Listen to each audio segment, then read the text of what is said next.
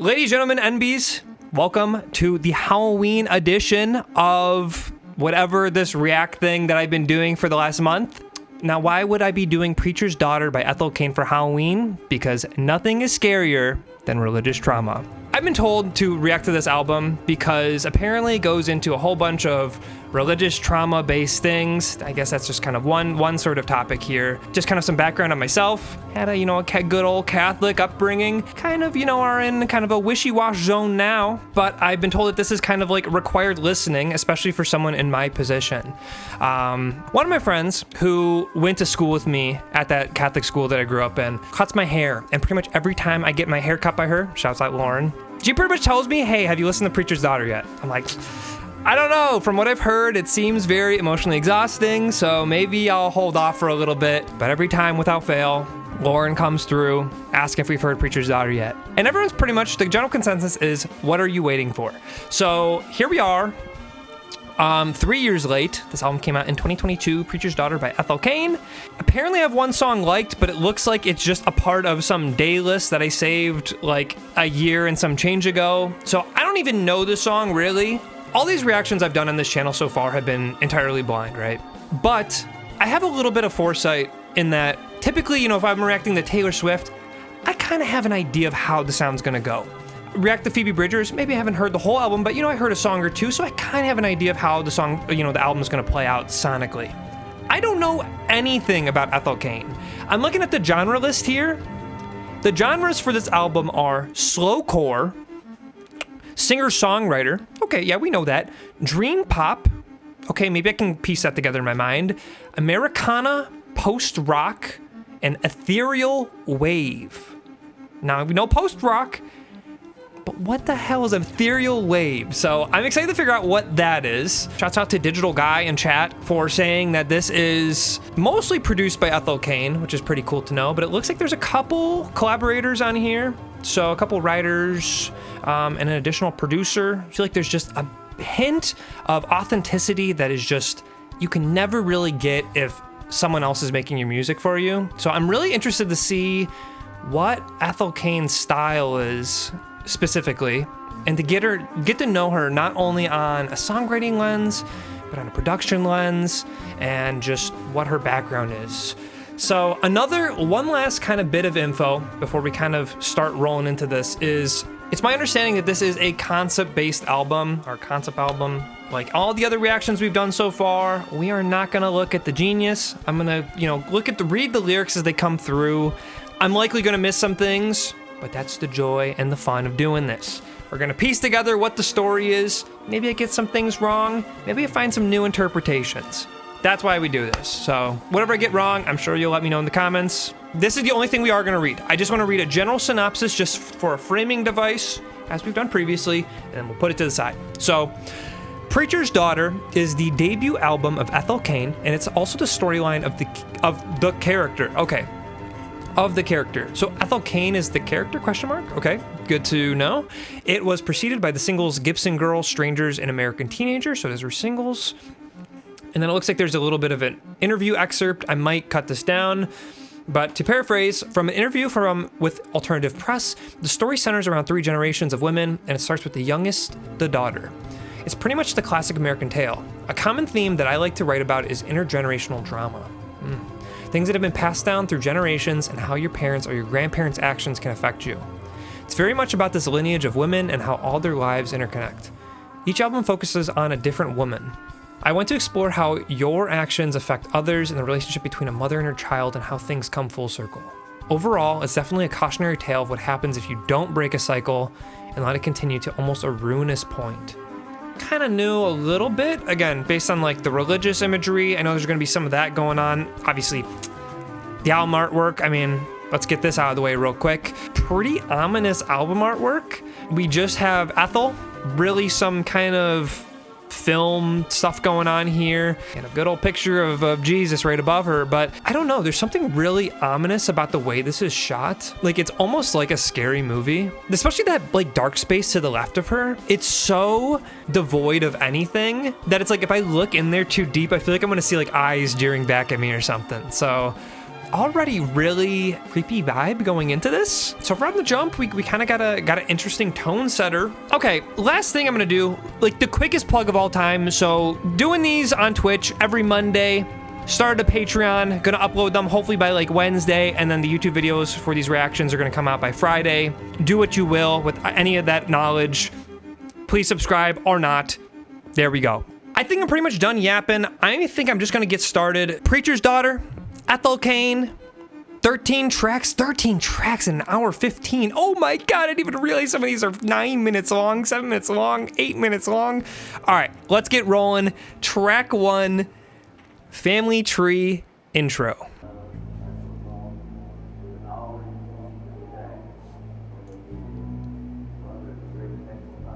Okay, so there is a song called Family Tree. I just wanted to check that real quick.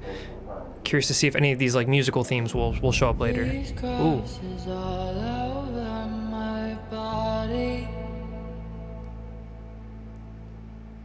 Ooh. Remind me of who I used to be. What a chilling reverb. And Christ, forgive these bones I'm hiding. There's so much upfront like reverb to that vocal. No one successfully. Okay, nice little reverse thing. Jesus can always reject his father. Ooh. But he cannot escape his mother's blood. He'll scream and try to wash it off of his fingers, but he'll never escape what he's made up of. Okay. Some seemingly electronic drums, it sounds like? They sound real, I don't know. At least maybe how they're processed maybe makes them sound a little bit more electronic.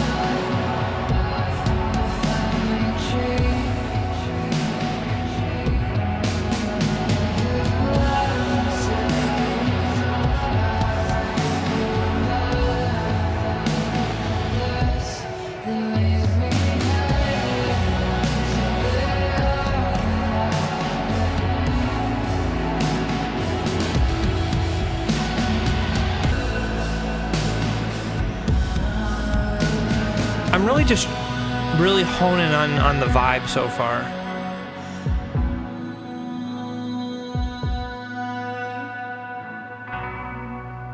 Okay, I'm gonna pause here just in case there's any sort of lead in. I feel like I didn't react hard enough for this kind of beginning intro section. Usually it kind of takes me a song or two to kind of get into the world of the album, so forgive me for that. Obviously, musically, pretty moody across the board. I'm really curious where the sound palette of this album is gonna go. Just kind of based on these unfamiliar genres, so I'm really curious to learn what that is. Right from the jump, first kind of comparison I'm getting is kind of getting some like Lana Del Rey vibe, at least kind of from how the vocal inflection is. Now, that's definitely another artist that I should be doing more of a deep dive in. I don't know a super whole lot about Lana Del Rey, but at least from what I have heard of her, she's just kind of like the poster child for like this vocal inflection, so I feel like I have to bring her up. I think it's interesting that this is called Family Tree. I know I was just kind of told very briefly here that there's kind of a 3-part album thing going on. I don't know to the full extent of this, so Family Tree is like an opener for like this, setting the stage here. Cool touch. If we're looking at this album artwork, right, giving some old vibes, right? And if we're doing kind of going from how religious families are, I suppose you could argue now, but primarily in the past, already had a huge emphasis on the father role. I think it's interesting though, of kind of this dynamic of not only the father in this patriarchal family being the higher role, but also the father being a preacher and also playing that kind of religious role over that as well, and kind of justifying. Okay, let me cook. I'm already gonna make an early prediction here. By already taking that kind of like patriarchal father-like role historically of being subjective to be better than women, I have a hunch that this preacher figure is going to be kind of getting that crossed with religion and God and believing that being a man is more divine than being a woman and kind of going more down this misogyny route. Early guess here, but I'm really kind of curious to see where this pans out. So just kind of some initial thoughts of just kind of this vibe and the album artwork and just really just kind of what this is saying. So I'm going to keep rolling. I'm going to let this roll into track 2, American Teenager. Damn, the vocal.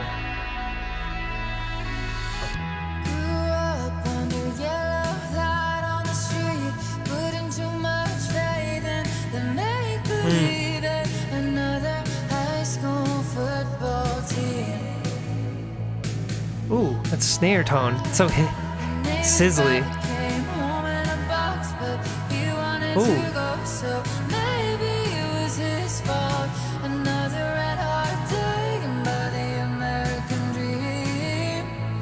Early pause. Now, I don't know totally about the high school football team, what that totally relates to, but I think that is kind of some good framing. I thought this was going to be like way, way older, but kind of with American Teenager and high school football team kind of gives more like 40s vibe. I thought this was going to be like in 1800s, like, or even further story, but still modern enough, which I think is also kind of interesting in that some of these stories that are likely going to be brought up here are really not that long ago. And sure, we made a lot of change, but again, really just kind of an interesting thing to note. But the neighbor's brother came home in a box, but he wanted to go, so maybe it was his fault. Another heart taken by the American dream. So yeah, there's kind of a blind devotion to God and my country. I feel like those things are synonymous, at least to, the hoorahs, people that are yeehaw war and whatnot, where they believe they're fighting for their country, but they're also fighting for God. And then they go out to war and they just get killed. So by putting too much faith in the make believe. So I'm not going to try to take too hard of a stance on religion here. I'm going to just not going to try to interject too much of what I believe personally, but I'm just going to kind of from the perspective of the character here. But realistically, actually, it's kind of interesting that if this is the character singing that they say make believe, and they're the preacher's daughter, so they have some kind of doubts about this religious upbringing too, it seems like. And it seems like they're kind of actively criticizing their background here. Interesting. Okay, let's keep rolling. Oh, Cold War. Okay, so maybe this is more Cold War period then. Okay. Ooh.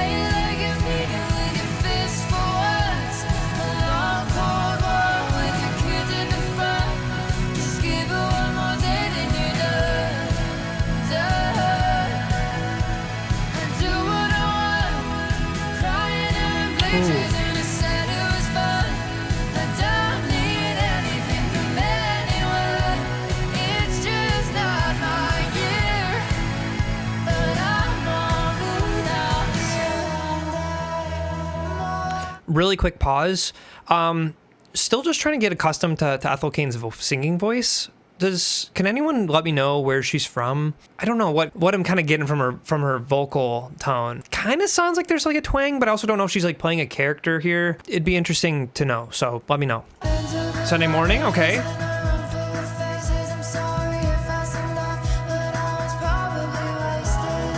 Okay.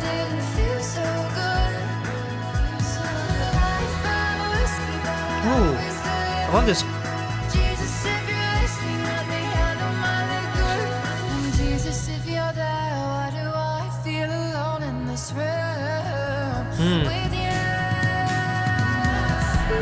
Ooh, good fill and kind of a little bit of fake out there.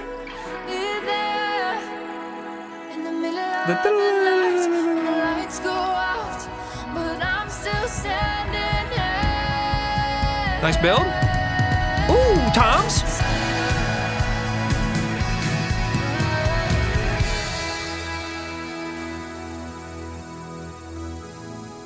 Ooh. Wow, I love that synth tone.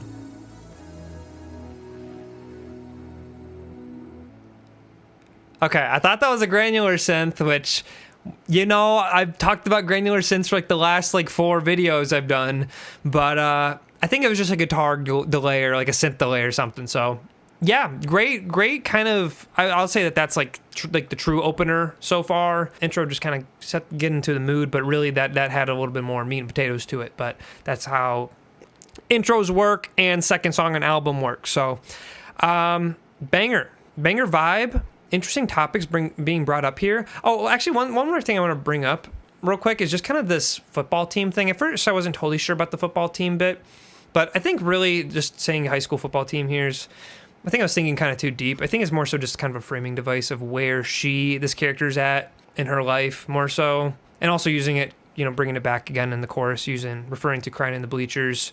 You think of, prom, homecoming, powder puff, if you do that sort of thing, with kind of being in like high school. So I think just kind of the imagery and Americana also, with kind of the American dream imagery and all that too, and also just it being called American Teenager, I think that's just kind of just a connection point there. So just wanted to mention that, just because at the beginning I was kind of like, why didn't you do a high school football team? But I think that's kind of the reason there. So anyways, banger track. Let's keep rolling. 3, A House in Nebraska, nearly 8-minute long track. Let's see what a house in Nebraska's got for us. So, ooh.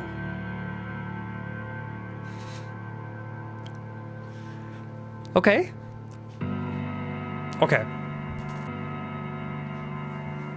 Wow, really taking the time to let these chords breathe. Almost 30 seconds just for 4 chords here.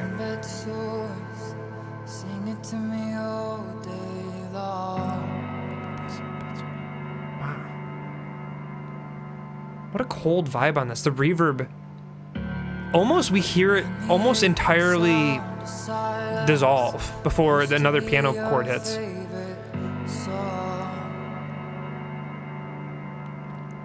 Really so much negative space in the song. You and me.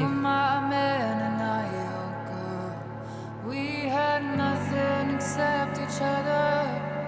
You were my whole world. Ooh, the vocal there. That house in Nebraska.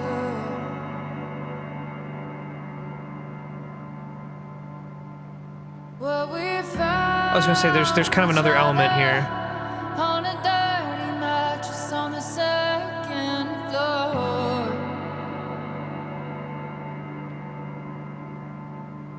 Where you told me even if we died tonight that I'd die yours. I'm gonna pause really quickly here. It sounded like something was happening because there was a little bit of noise in the empty negative space here, but I'm still having a hard time of figuring out who the perspective of this is. You and me against the world. You are my man and I your girl. This is introducing another character, Ethel's character, and then whoever this man is. So kind of an introduction, it seems like here, where we found each other on a dirty mattress on the second floor.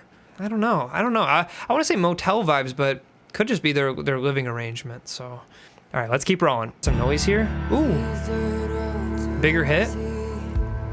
Ooh, got some drum. Okay, so it was layered with the drum. Some sort of string. Ooh.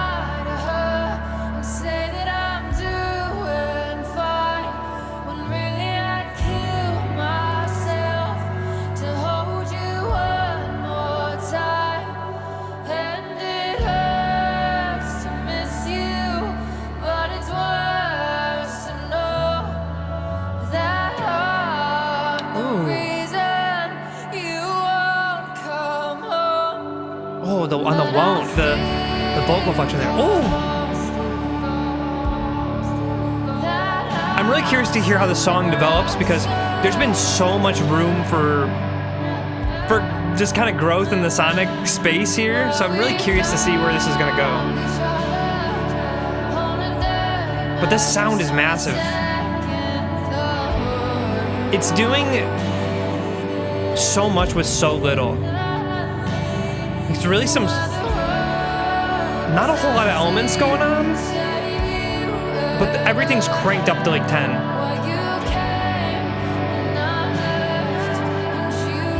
Oh, the delay and the vocal. And I cried.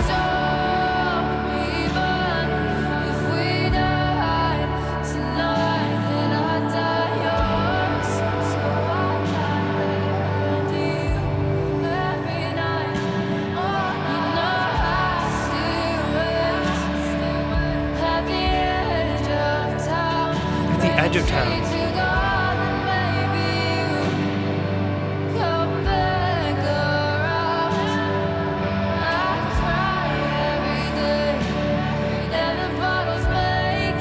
Oh, the harmony on the vocal here is...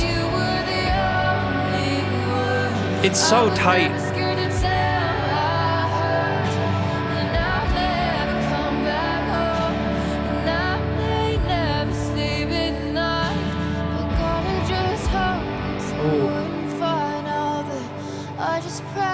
Pulling back. A little bit of different vocal inflection.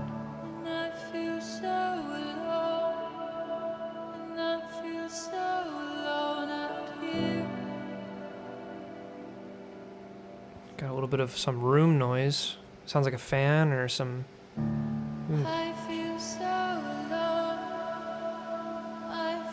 Oh, it's growing.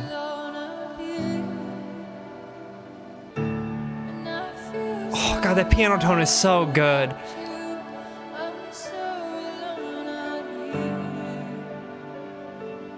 Oh.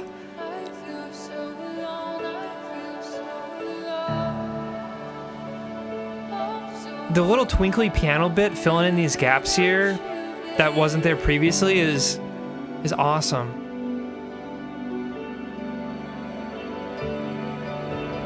Ooh. Ooh.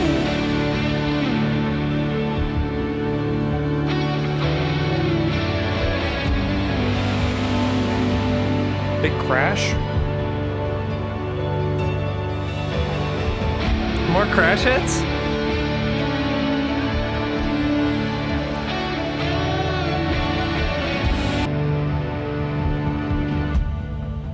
Ooh. Nice little panning tom thing going on here. Oh, that piano's so back. Oh, that the guitar is now in the forefront. What does that mean? Now that's kind of interesting. I don't know if that has some sort of... Again, maybe I'm reading too much into this, but we really didn't hear too much like solo guitar like that on this song. It was mostly just kind of those piano stabs. Really at the end there, just kind of that really sunken piano with kind of a guitar taking place here. Kind of what the themes of this album of this person being pushed away. This is like a crazy reach here, but because the guitar I feel like really wasn't introduced so much in this song, it really feels like this whole song has been Ethel, or whatever the character's name is, just kind of screaming out into the void, being so alone, the negative space, really just like the night, just not really giving you a response back. But at the end here, piano kind of being subdued and this kind of guitar coming in. I'm curious if this guitar is a character here. Might be jumping the gun, but at least how I kind of feel personally. Feel so alone, kind of giving up, but it sounds like this guitar, whoever this kind of other figure is hearing what they're saying. I don't know. Crazy song though. Crazy song, and just that really great progression. I think I'm really glad that she took her time with this, to let it build the way it did. I mean, shoot, we didn't even have anything singing, like no singing. We only had like the two piano chords and two piano chords again for like the first 30 seconds of the song before kind of the song started. So really that patience, awesome. We got this idea of kind of these figures here, so still kind of not sure. I got, basic kind of dynamics here, but let's see how this develops. So let's move on to track 4, Western Nights. Western Nights, okay. Ooh.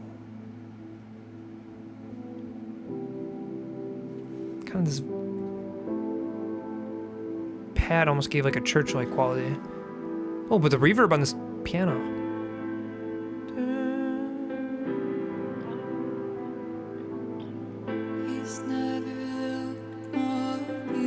This piano is a lot more electronic than the last song. He's never looked more beautiful. Oh.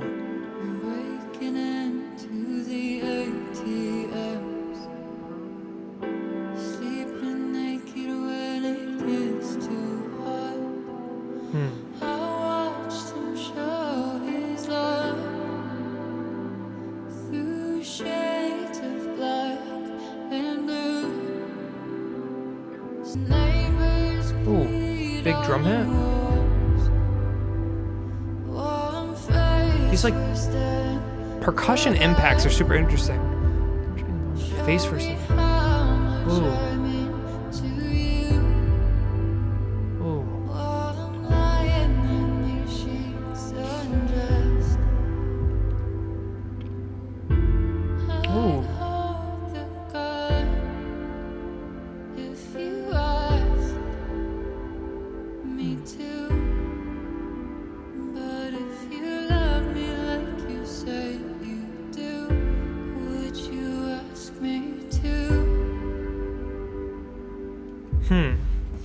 Okay. Let's keep going.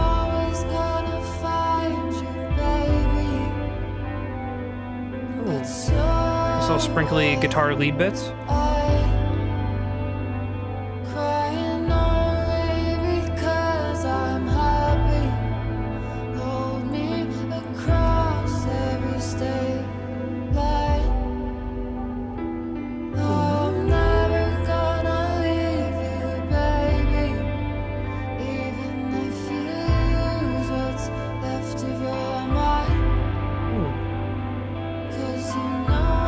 Some nice little lead piano bits here.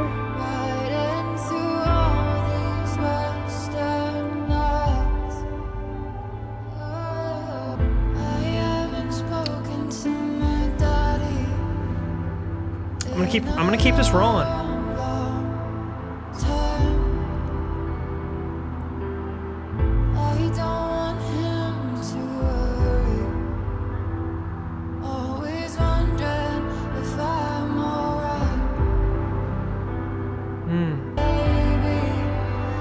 Okay, I'm gonna do a quick pause in this chorus E section, just to kind of run this back. Through shades of black and blue, starting fights at the bar across the street made it sounds like he's getting into bar fights and he's getting black eyes or whatever and bruises. But at first, when it kind of came through, I watched him show his love through shades of black and blue. I thought this was kind of like an abuse thing going on, like you do. I kind of do like a spin on that line with both these. I watched him show his love through shades of black and blue, so it could be about her.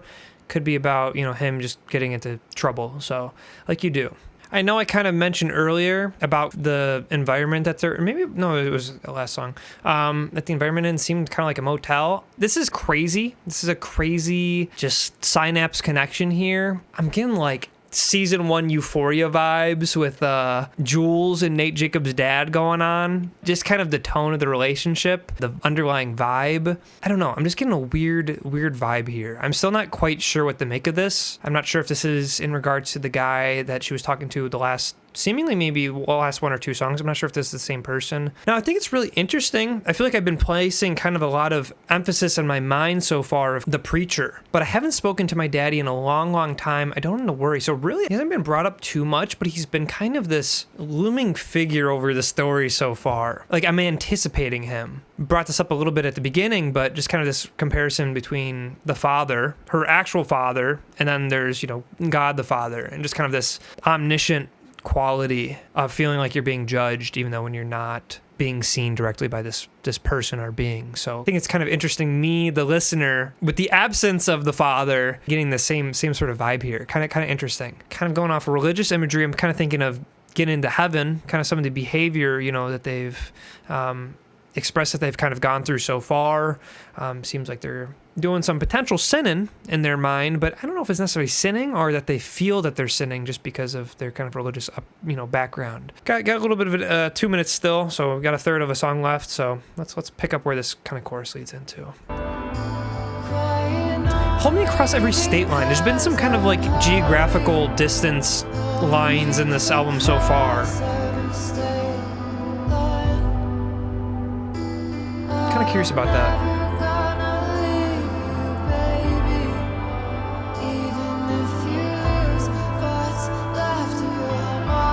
Ooh, there's that piano twinkly bit again. Kind of picking up on these last couple bars in this. Yeah, I love that. It's a nice little added texture bit just to really fill out the space. Ooh. Okay. Western Nights.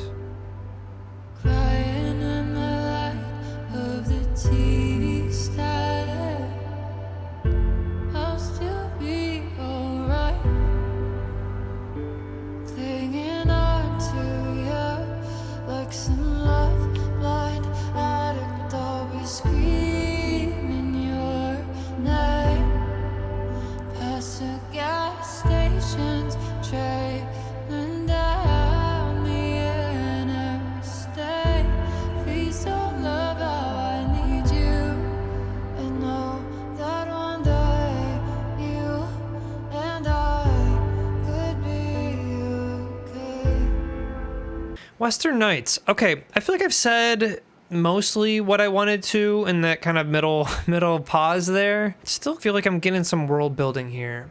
I don't know all the details about this relationship quite yet, but let's learn more about this situation here. This guy leaving, I'm really kind of curious. They're really kind of setting something up here though of why they left. The other song though said that Ethel's character made him move, yeah? Interesting. Now we had Family Tree intro. Now we got track 5, Family Tree. Another 7-minute long song. I'm really kind of scared about this one because I feel like the last couple of tracks have been really kind of building towards something. So I'm really kind of scared to see where this is going to take us. So track 5, Family Tree. Oh, this is how the album started. Okay, yeah. Interesting. Nice little pickup here.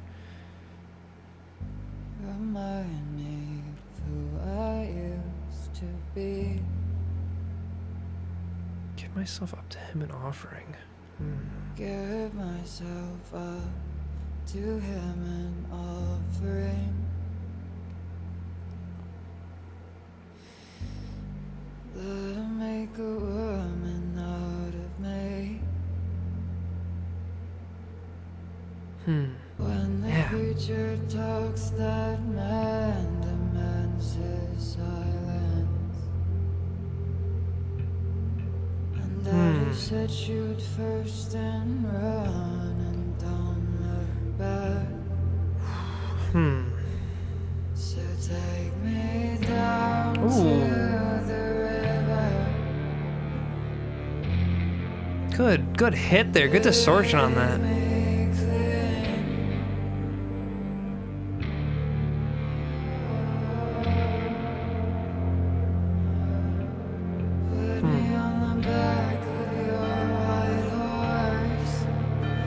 Ooh, the bells. Yeah, chapel kind of. But White Horse though. I was gonna say wedding vibes, but White Horse though gives me not that vibe. And now the bells.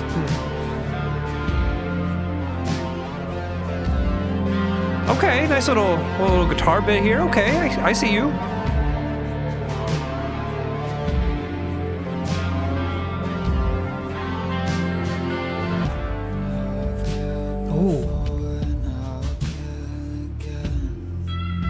Oh my god, the vocal.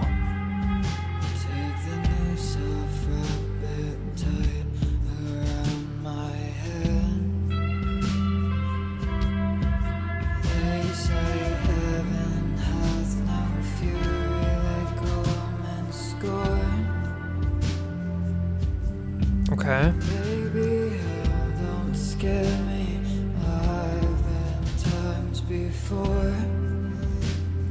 Okay, quick pause. Kind of getting a little bit of a knee-jerk reaction. So why are we getting a different vocal inflection here? I've killed before and I'll kill again. Take the noose off, wrap it tight around my hand. This voice here being a little bit more ominous and kind of more foreboding in a way. Feels like this might be the preacher. We heard this line, I believe, in the intro, and we're hearing it again. But take the noose off, wrap it tight around my hand. I've killed before and I'll kill again. On surface, you think noose, you think of suicide here with taking the noose off. And obviously that has, the act of that has quite the connotation to religious folk. And especially being an old-fashioned religious folk, probably wouldn't take very kindly to that. But I've killed before and I'll kill again. That part's interesting.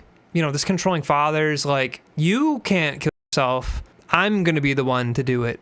I don't know totally, but interesting. Okay, let's keep rolling. Just want to get some kind of brief thoughts out. Ooh. Yeah, these textures are awesome.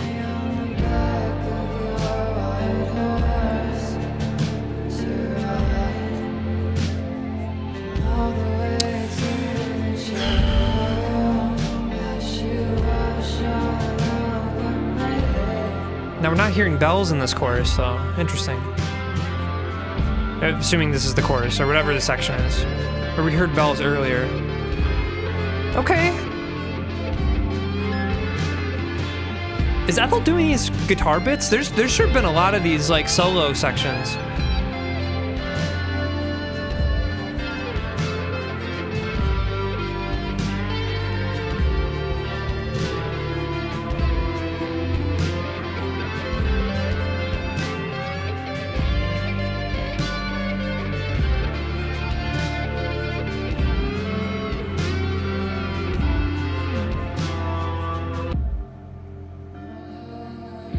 Ooh. Ooh. It was like bit crushed. Uh-oh. I don't like that dissonance there.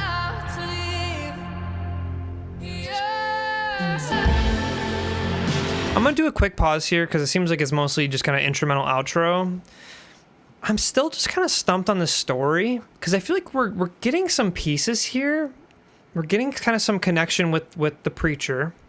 Well, these crosses over my body remind me of who I used to be. Give myself up to him in offering. Let him make a woman out of me.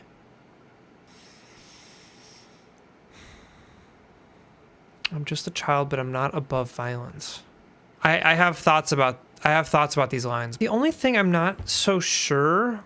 So, you know, you're thinking, take me out to the river, bathe me clean. You know, you're thinking of, you know, baptism, thinking of really trying to go through the noggin here and just kind of unearth the religious imagery that we know of. But it seems like Ethel has sinned in her father's eyes. I don't know what this sin is though, but something that's, I don't like these lines though.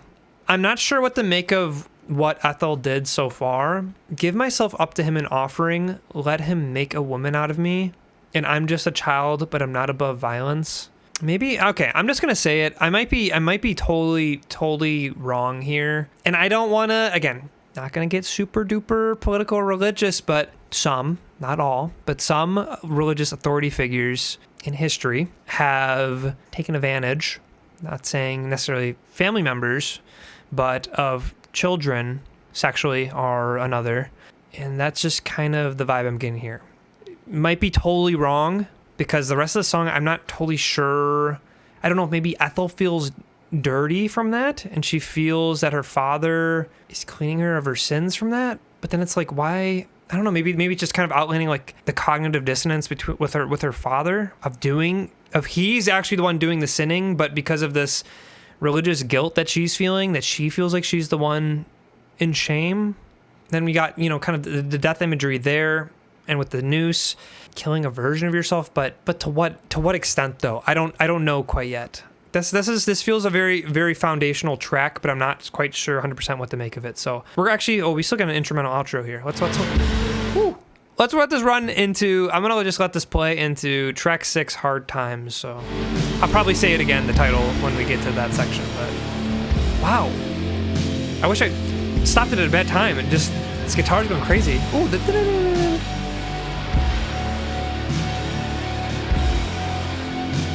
now these drones. Okay, interesting thing to note here though, because in the middle of some of these other sections, there were these kind of drones that were just holding notes. Now, not saying this is exclusively to religious music, non-secular music, whatever. In particular, because drones can be used in any sort of context, but drones have kind of some function in religious context of kind of holding like a bass note and letting kind of things romp on top. Kind of an interesting thing here to do. If you have a drone, right, you're playing a single note and you're switching chords, sometimes that drone will no longer be in like the key, which creates dissonance. And there has been kind of some hints of dissonance throughout the song also, which kind of just has like a little bit of a hidden edge. It hasn't been super duper apparent. So again, might be kind of reading this wrong potentially because it's so subtle, but if it is that subtle, I think you can make the case that this is kind of, that there's a situation going on, there's this dynamic, there's just something off here. But I just really want to throw that out because it was interesting that happened again. Also, you know, you got this Americana thing here, but these guitars are very kind of rebellious in a way too. And these are some kind of more musical cliches that we're extrapolating here, but just kind of interesting. Really getting the, also some brushes on the snare hit. Interesting. All right, transitioning into the next song, Hard Times. Okay, for some reason the lyrics aren't loading on this one, so I already like the tone of this one.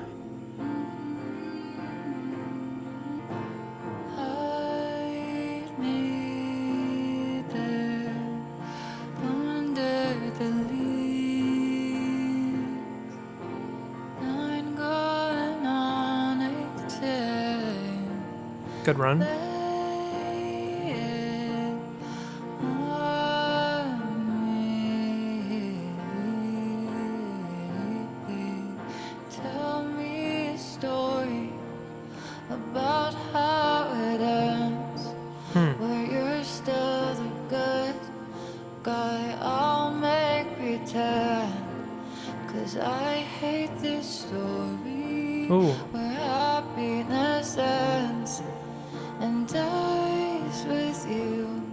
Oh.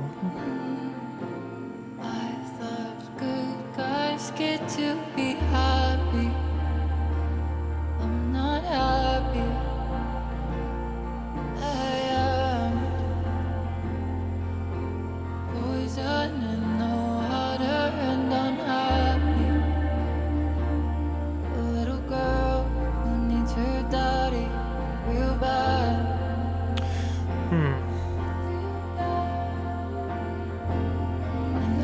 Okay, I know we're about to get into a section here. I am going to look up the lyrics on this one. I have to look at the lyrics. I'm going to not do the Genius though. I'm just doing the regular Google lyrics just so there's no spoilers. So In the corner on my birthday, you watched me dancing right there in the grass. I was too young to notice that some types of love could be bad. ooh, that little cutout there.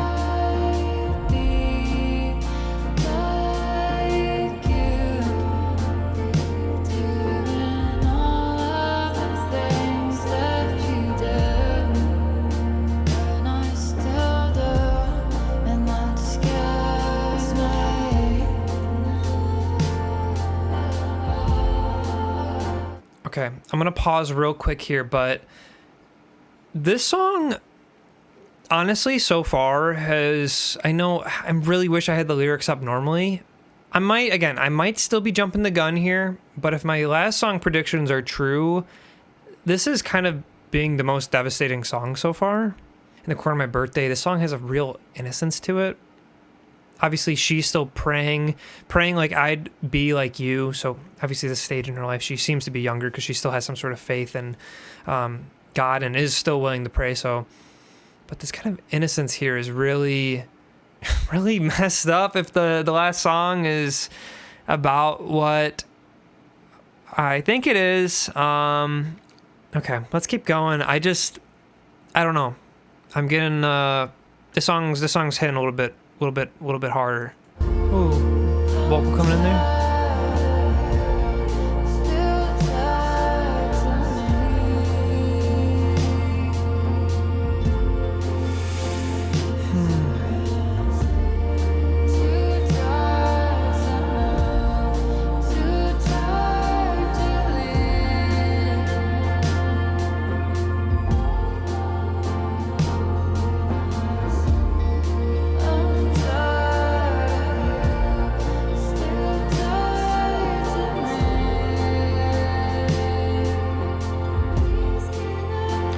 I'm sorry, I'm kind of not reacting hard enough here. I'm just kind of speechless.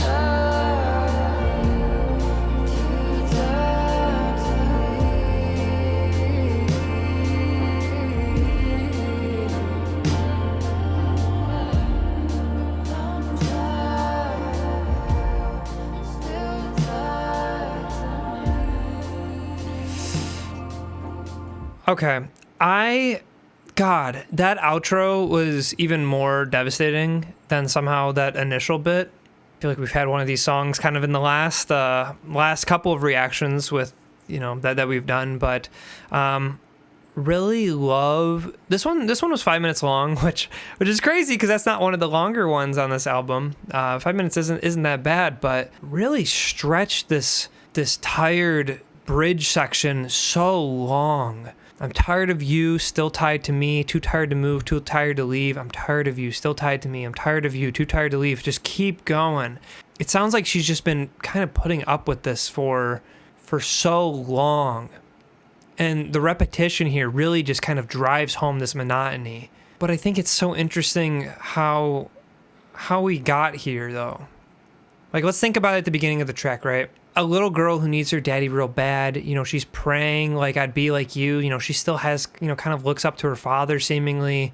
But now, then we get the line, I was too young to notice that some types of love could be bad, followed up by this transition from love and affection of being a child to a father of being exhausted. But that some types of love could be bad, I was too young to notice. Maybe I'm just really clinging on to hope that this is not how the story is going. But probably I don't want to say my favorite track so far, because again, the subject matter is depressing as like, that's like the most gentle way to put it. But emotional resonance here is probably the most here, for me personally so far. So, all right, let's keep going. I'm gonna take a big sip of water here. Interesting that comes after Family Tree too. Okay, we got a big one. The longest song on this album, track 7, Thoroughfare. I don't necessarily know what that word means, but track 7, Thoroughfare. Hopefully the Spotify lyrics will work here. I've really been loving the way that these, like, the phrasing of like these instrument moments, especially at the beginning of these, really have so much space. There's no need to, start maximizing stuff right from the get-go. I really love not even just the sonic space of it, but just the phrasing space of it. It's really been awesome so far. You fell in love with America when you're 12 years old. By 17, you knew you had to see it all. You loved your dad and the love he had for your mother, so you had to get out and go chasing it, so you called. Okay.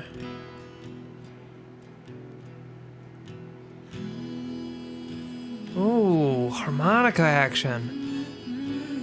Oh, the chord there. Yes. The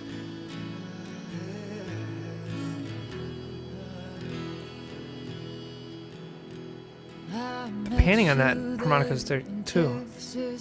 Really cool. On the thoroughfare, on the side of the road, in some torn up clothes, with a pistol in my pocket. I didn't trust no one, but you said, baby, don't run, I'll take you anywhere. So I hopped right in, out of luck to spin, and at least your truck beats walking. Oh, wait, hang on. There's a little bit of there's an added vocal here, though. There's like a more candid, drier vocal that's like really barely in the mix there. Really cool kind of layering there. And you said, hey, oh, the tone of the vocal. Yeah, getting a little bit of a harmony here from that vocal now. 'Cause love's out there and I can't leave it be. Da-da-da. And I said, honey, love's never meant much to me. Cool little thing with this harmony element. Music is storytelling. Obviously, it seems like this is kind of a dynamic between two characters. Have those kind of two intertwining vocals of kind of these two characters conversing here. Potential little cool little detail there.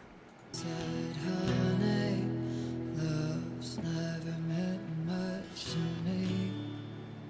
Oh, but I'll come with you if you're sure it's what you need. So we made off for California to find your lover dry one day and night. It's like a vocal pad going on here. Ooh.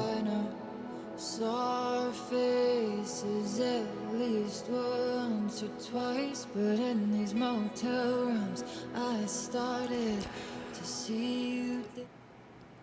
Okay, I'm just gonna hang on. I'm gonna let this play, but I already. Differently, oh, 'cause for the first time since I was a child, I could see a man who wasn't angry, and he said it's. Who wasn't angry though? Okay, that subverted my expectations, because, again, I kind of got that motel vibe, and because for the first time since I was a child, I could see a man who wasn't angry. So maybe this character that Ethel is with is actually a decent person, and see a man who wasn't angry is in reference to her father who was angry. I don't know. I'm still not so sure about the perspective, but let's keep rolling. I pause at the worst time. I pause at the things start picking up here.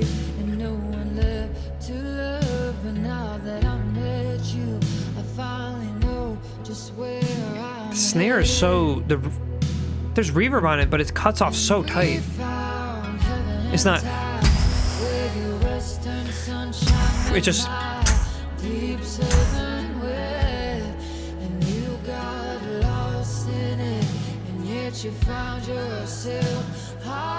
Yeah, vocal harmony.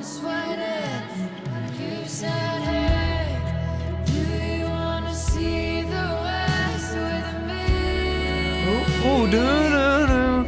Yes.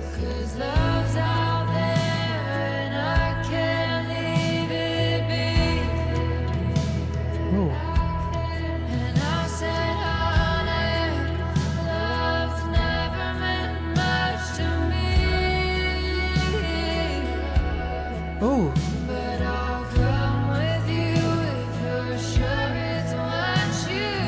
Okay. All right. Where is this gonna go? Where is this gonna go? Cool worldscape. Out of the line. Yeah, this kind of edge thing again, like geographical distance edge. But I still made it this far without it. And then you turn to me instead, and to me deep inside. Maybe not, 'cause look at what I've got. You might not be my love, but baby, I doubt it. Oh, those drums. Wow, what a build.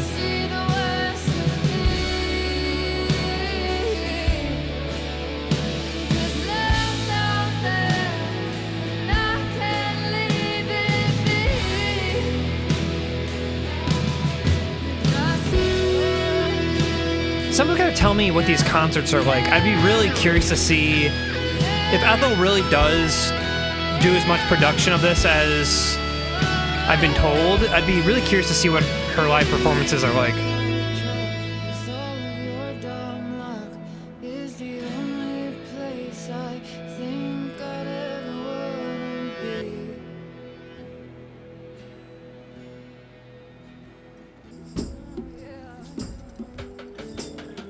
Oh, like gyros sound there.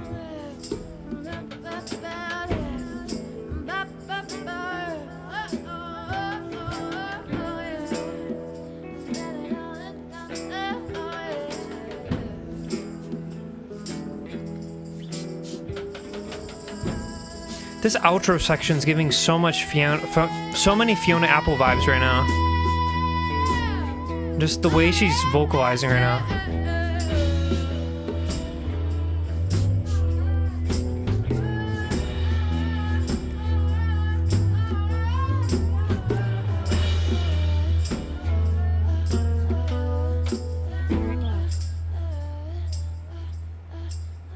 This seems more so about Ethel and whoever they're with kind of storyline.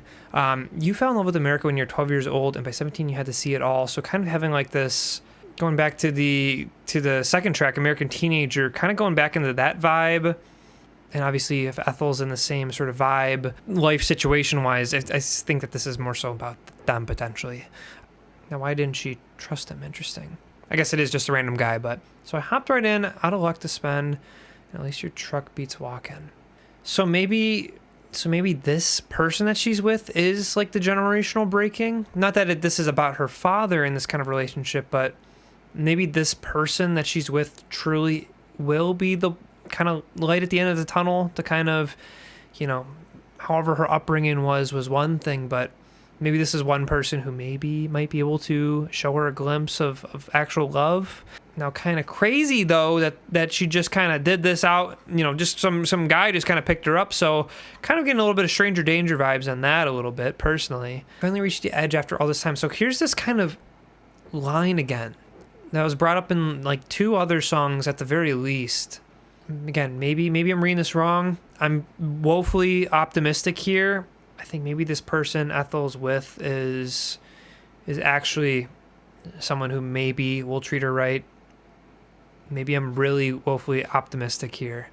I don't know. I just have like a shield on right now, or I just feel like I have my walls up of just like where's the wrong in this? I feel like something's got to go wrong here. So I feel like I have like a little bit of that kind of bleeding into my perception here. So I'm just going to take this that this is truly a nice story, maybe a little bit of some optimism of what could be. And let's keep rolling. Track 8, Gibson Girl. Okay, already read ahead. So let's this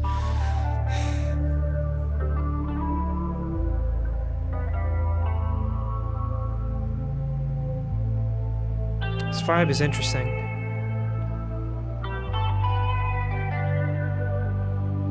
Oh, there's like a choir pad, it almost sounds like, but then there's like a synth bass line here too.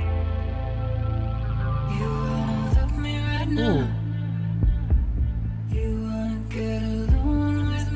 The production on this one's a little bit different.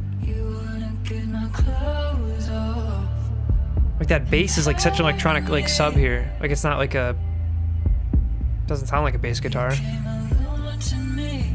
Even the way her vocal is.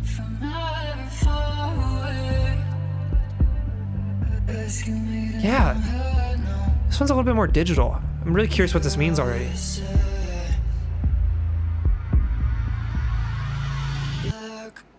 Ooh.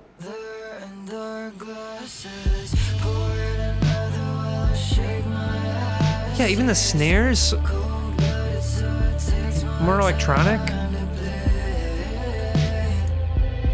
I'm gonna do an early pause, but this electronic instrumentation here, with how warm and cozy some of these like other live instrument, like especially for the last track being as long as it is, to have this whole like live romp of, you know, just kind of like banging on shit and just playing. It really kind of feels like a freestyling. This one being so electronic feels cold in a way.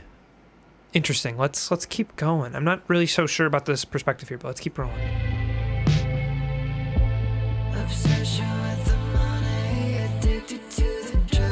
Yeah, the cutout was cool. Who though?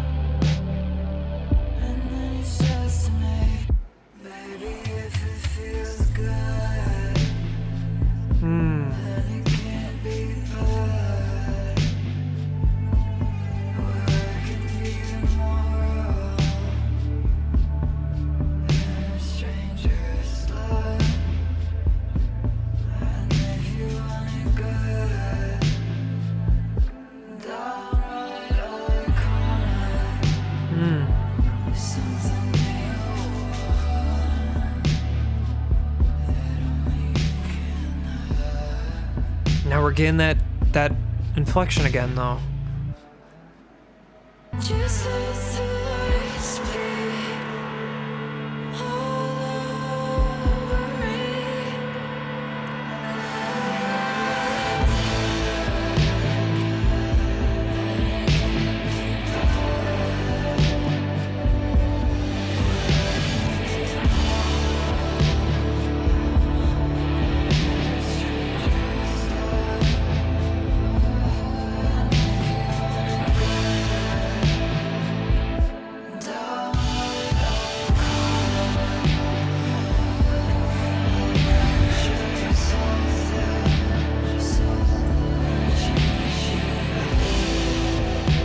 Okay, I am unfortunately going to pause here. I don't know if you saw, I was getting a little bit emotional there, but let's read through these lyrics real quick and let's try to piece this together. You want to love me right now. You want to get alone with me. You want to get my clothes off. I don't know if I need to read all of this necessarily. I'm just trying to figure out who's doing this. Who's hurting her. You came alone to me from however far away. So I don't even know how I want to say this. There's something about this song that I feel like with the most of this album so far just isn't really sitting right to me. Like, if you heard this on the surface, right, and without the context of the album, and without, you know, maybe even diving too deep into the lyrics, maybe, just maybe, you could have the impression that this is like a, you know, sex positivity thing. But that's me, I think, again, being woefully optimistic, because I don't think that's what this is. In some instances, this, I gotta be really careful here. I don't want to say to some it can be empowering to be objectified, but again, I don't think that this is that case here. This feels like she's being absolutely taken advantage of, and especially how cold this song has been instrumentally. This doesn't feel right. And if you hate me, please don't tell me. Just let the lights bleed. I feel like this person, Ethel's character, obviously she had her upbringing, which I feel like we're kind of getting confirmed that of what happened between her and her father is kind of one thing, and that's kind of in the back of her mind, and she's kind of lived with her feeling like she was the sinner and in the wrong. That's kind of the perspective I'm getting here from her. But in this side, it's like she's sinning, but she's trying to make it a good thing, but I don't think it is. Or she's trying to justify to herself that it's a good thing. If it feels so good, then it can't be bad. I don't know if that's the guy saying this to her or not, but either way, I think that pretty much that sums it up here and kind of the deception here. Okay, I'm gonna keep going. Let's hear this. I'm gonna back this up actually a little bit. This like delay. Ooh, cool little fake out thing here, but now we're having an electric guitar though, which is kind of like the most organic album that we've gotten so far.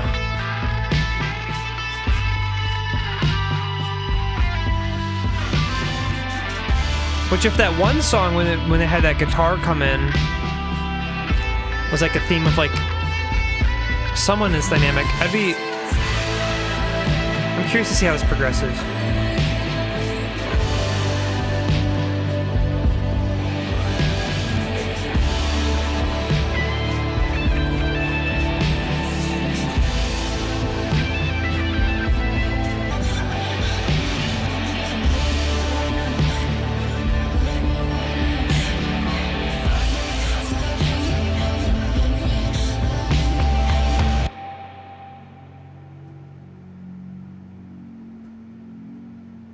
Yeah, there's the dissonance.